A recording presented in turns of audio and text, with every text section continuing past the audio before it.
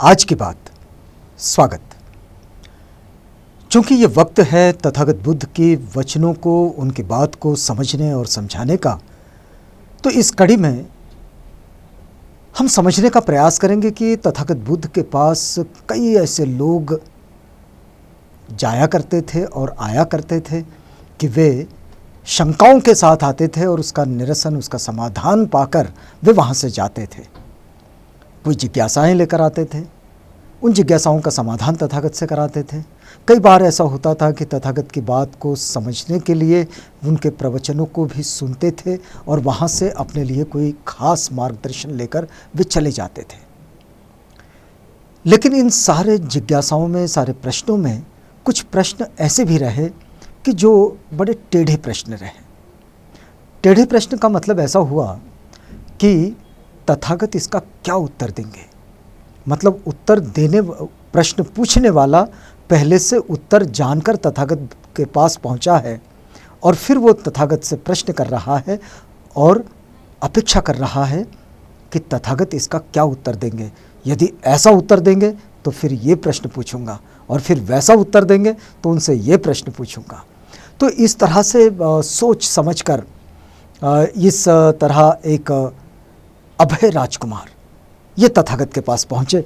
वैसे इनके प्रश्न को कहा जाता है कि उन्होंने जो प्रश्न पूछा वो एक उभय कोटि का प्रश्न है, मतलब जिसको हाँ या ना में तो नहीं बताया जा सकता।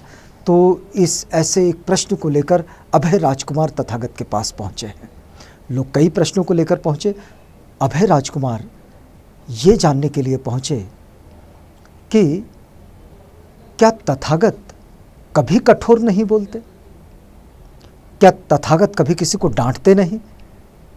क्या तथागत कभी किसी के प्रति कठोर भाषा का, कठोर शब्दों का इस्तेमाल नहीं करते? तो उसने सोचा कि तथागत को यही प्रश्न पूछा जाए कि क्या आप कभी किसी के विषय में कठोर भाषा का इस्तेमाल करते हैं या नहीं करते हैं।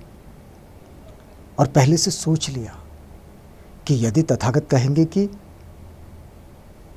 मैं कठोर भाषा का इस्तेमाल नहीं करता, तो फिर अभय राजकुमार ने सोचा कि तो फिर मैं उनको कुछ चीज़ें बताऊंगा, कोई उदाहरण दे दूंगा, देवदत्त की बात बताऊंगा कि देवदत्त को आपने नरकगामी कहा था, तो ऐसा कह दूंगा। और अगर तथागत ये कहें कि हाँ मैं कठोर शब्दों का इस्तेमाल करता हूँ, तो फिर उनसे कहूँगा कि भगवान आप लोगों को सौम्य भाषा का इस्तेमाल करने के लिए, मधुर वाणी का इस्तेमाल करने के लिए उपदेश देते हैं और आप स्वयं कठोर शब्दों का, कठोर भाषा का इस्तेमाल करते हैं। तो इस तरह से पहले से अपने प्रश्न के उत्तर लेकर अभय राजकुमार तथागत के पास पहुँचे। और अब देखिएगा कि आगे क्या होता है। तो तथागत के पास जब अभय राजकुमार पहुँचे और उनसे पूछा कि भगवान क्या आप कभी कठोर शब्दों का इस्तेमाल करते हैं या नहीं करते हैं? अगर आप कठोर शब्दों का इस्तेमाल करते हैं तो फिर आपके मधुर वाणी का उपदेश देने का क्या मतलब, इसका क्या उपदेश है? तो इस पर तथागत बुद्ध का जो उत्तर था उस उत्तर को आपके पास पहुंचाते हैं। तथागत कहते हैं कि इस प्रश्न का उत्तर सर्वथा हाँ या फिर सर्वथा ना इसमें नहीं दिया जा सकता। तो फिर क्या होगा? तो भाई उस समय अभय राजकुमार की गोद में एक बहुत ही छोटा बच्चा था। ये देखिएगा, तथागत की किसी बात को समझाने की अपनी एक तरह होती है। तो उन्होंने अभय राजकुमार के प्रश्न का उत्तर जिस तरह से दिए, वो उत्तर है कि उस समय अभय राजकुमार की गोदी में एक बच्चा था छोटा। तो तथागत ने पूछा, राजकुमार यदि ये जो बच्चा आपकी गोद में है, ये बच्चा किसी मोह के कारण, बच्चों में तो मोह होता है, हर चीज की लालसा होती है कुछ भी पाने की, तो किसी प्रमाद के कारण वो मुंह में कुछ काठ का ढेला डाल ले, तो तुम क्या करोगे?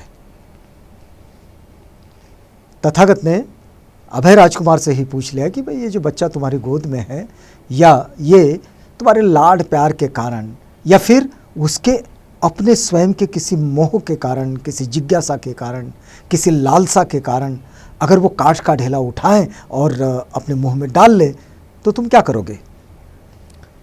तो अभय राजकुमार कहते हैं, भंते मैं उसे निकाल लूंगा। यदि मैं पहले ही प्रयत्न में नहीं निकाल सका, मतलब सबसे पहले तो पहली कोशिश करूंगा कि उसको निकाल लूं उसके मुंह से, और अगर मैं वैसे नहीं निकाल सका तो बाएं हाथ से शीश पकड़कर, एक तरफ से उसका शीश पकड़ूंगा, उसका सिर पकड़ूंगा और दाहिने हाथ से उंगली टेढ़ी करके खून सहित भी निकाल लूंगा। अभय राजकुमार कहता है कि मैं उस काठ के टुकड़े को उंगली टेढ़ी करके खून समेत निकाल लूंगा, भले ही उसको कितनी तकलीफ क्यों ना हो, लेकिन मैं उसको इतनी जद्दोजहद के साथ निकालूंगा। अब तथागत फिर आगे पूछते हैं, ऐसा क्यों करोगे?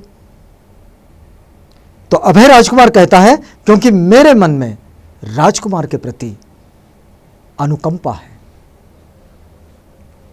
अभय राजकुमार कहते हैं कि मेरे मन में ये राजकुमार के प्रति अनुकंपा है, यानी अगर किसी से प्यार है, किसी से अनुकंपा है, तो फिर उसके विषय में अगर कुछ बुरा होता हो तो उस बुरे से उसको बाहर निकालने के लिए कई बार कठोरता का भी इस्तेमाल किया जाता है।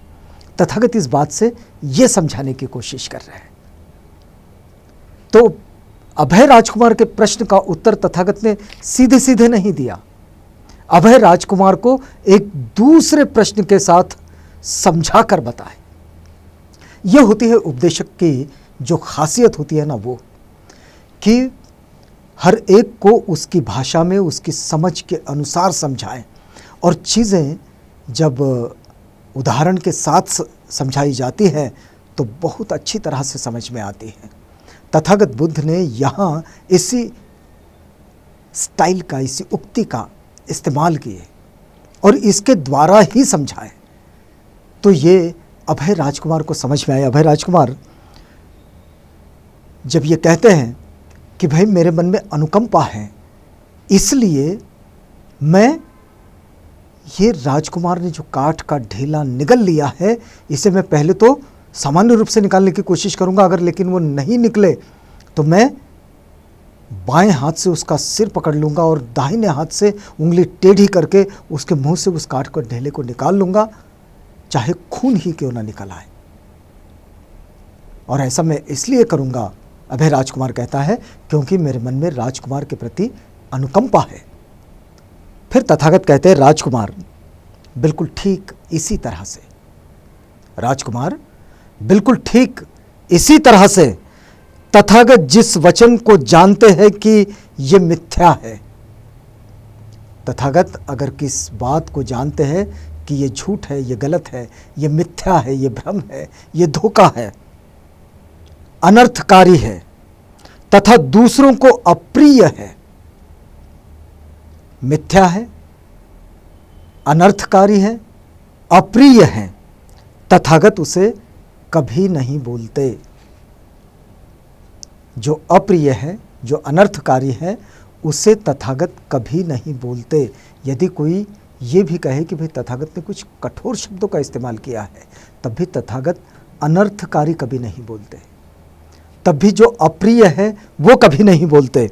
और इस प्रकार तथागत जिस वचन को सत्य मानते हैं, तथागत जिस वचन को सत्य किंतु अनर्थकारी तथा दूसरों को अप्रिय कर जानते हैं, उसे भी तथागत नहीं बोलते।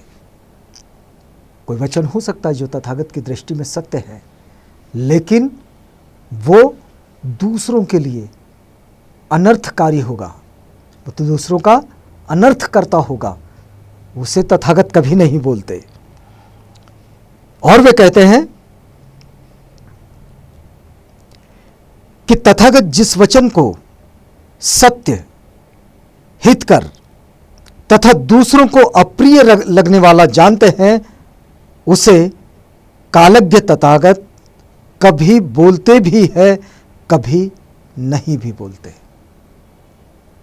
अगर कोई ऐसा वचन है कि जिसे तथागत सत्य मानते हैं कि ये सत्य है, ये हितकर भी है, अच्छा भी है, बोलना चाहिए, वो उसका हित कर सकता है, दूसरों को अप्रिय लगने वाला जानते हैं, मतलब सत्य भी है, हितकर भी है, उसका हित करेगा, लेकिन उसको वो अप्रिय लग सकता है, उसको तकलीफ दे सकता है, क्योंकि सामने वाले की समझ कैसी है इस बात को तथागत समझ कर बोलते हैं। इसलिए बात सत्य है, हितकर है, लेकिन सामने वाले को अप्रिय लग सकती है, तो ऐसी बात को या तो तथागत कभी बोलते हैं या तो कभी नहीं भी बोलते हैं।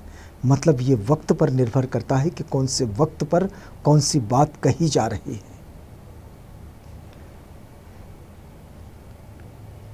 उसे कालज्ञ तथागत कभी बोलते भी है, कभी नहीं भी बोलते।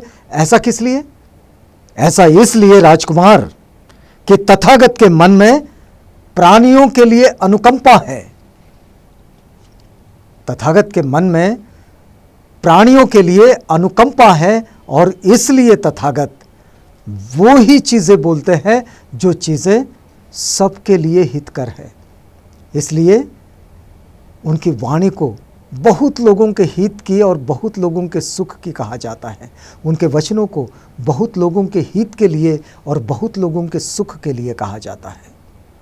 इसलिए उनके मार्गदर्शन, उनकी शिक्षाओं को बहुत लोगों का हित साधने वाले, बहुत लोगों का कल्याण साधने वाले कहा जाता है।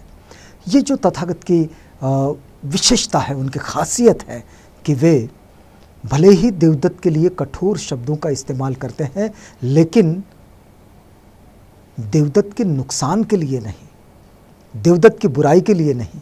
तथागत कहते हैं कि किसी को अप्रिय लग सकता है, लेकिन तथागत उसे बोलते हैं तब जब उसके हित का होगा। और इसके लिए उन्होंने कभी कभी बौद्ध साहित्य में इसका उल्लेख मिलता है कि उन्होंने देवदत्त के लिए नरकगामी शब्द का इस्तेमाल किया है।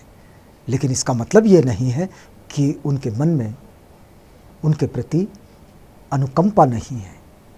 तथागत के मन में जो ये विशाल अनुकंपा है इस प्राणियों के प्रति, जीव सृष्टि के प्रति, इसी के कारण तथागत इस संसार में वही बोलते हैं जो बोलने की ज़रूरत है। और वे कभी किसी को दुखाने वाली चीज़ें, कभी किसी को तकलीफ देने वाली चीज़ें नहीं बोलते हैं। आज की बात में हम यहाँ रुकते हैं। कल मिलेंगे आपसे एक अन्य विषय के साथ, जब हम बुद्ध वचनों से, पाली साहित्य से अपने जीवन के लिए कुछ समझने का प्रयास करेंगे। ये वक्त है आज की बात का। अगली कड़ी में आपसे फिर मुलाकात होगी।